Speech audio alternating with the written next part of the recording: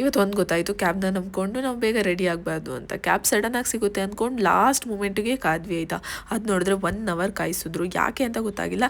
ಅದಾದಮೇಲೆ ಗೊತ್ತಾಯಿತು, because ಚಿಕ್ಕಪೇಟೆಯಲ್ಲಿ heavy ಜನ, ಬಿಕಾಸ್ ಯುಗಾದಿ ಹಬ್ಬ ಬರ್ತಾಯಿದೆ, ಎಲ್ಲರೂ ಶಾಪಿಂಗ್ ಬಂದಿದ್ದಾರೆ ಆಯಿತಾ. ಎಷ್ಟು ಜನ ಅಂದರೆ ಕಾಲಿಡೋಕ್ಕೆ ಜಾಗ ಇಲ್ಲ.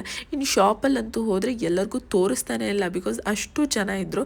ನಾವೇನಕ್ಕೆ ಹೋಗಿದ್ವಿ ಅನ್ನೋದು ನಮಗೆ ಮರ್ತೋಯ್ತು. ನಮ್ಮ ಅಕ್ಕ ಹೋಗಿ ಅಲ್ಲಿ ಬ್ಯಾಂಗಲ್ಸ್ ನೋಡು ಅಂತ ಅಂದರೆ ಸ್ಟಾರ್ಟಿಂಗಲ್ಲಿ ಸರಿ ಅದು ಇದಿದೆಯಾ ಸರ್ ಅದಿದೆಯಾ ಅಂತ ಅಲ್ಲಲ್ಲೇ ಕೇಳಿಬಿಟ್ಟು ಹೋಗ್ತಾನೆ ಇಲ್ಲ.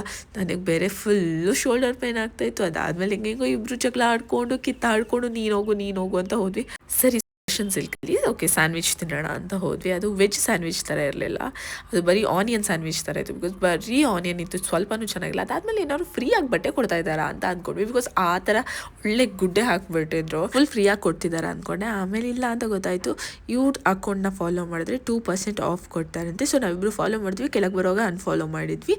ಆಮೇಲೆ ಹಾಫ್ ಆನ್ ಅವರ್ ಮೇಲೆ ಕ್ಯಾಬಿಗೆ ವೆಯ್ಟ್ ಮಾಡಿದ್ವಿ, ಬುಕ್ ಆಗಿಲ್ಲ. ಅದಾದಮೇಲೆ ಮೆಟ್ರೋ ಹೋಗೋಣ ಅಂತ ಹೋದ್ವಿ. ಓ ಮೈ ಗಾಡ್, ಇಲ್ಲೂ ಕೇಳಲೇಬೇಡಿ ಗೈಸ್, ಜಾಗನೇ ಇರಲಿಲ್ಲ. ನಂಗಂತೂ ಸೀಟ್ ಸಿಗ್ತಲ್ಲೆಲ್ಲ ಕೂತ್ಕೋತಾ ಇದೆ, ಅಷ್ಟು ಕಾಲು ಪೇನ್ ಆಗ್ತಾಯಿತ್ತು.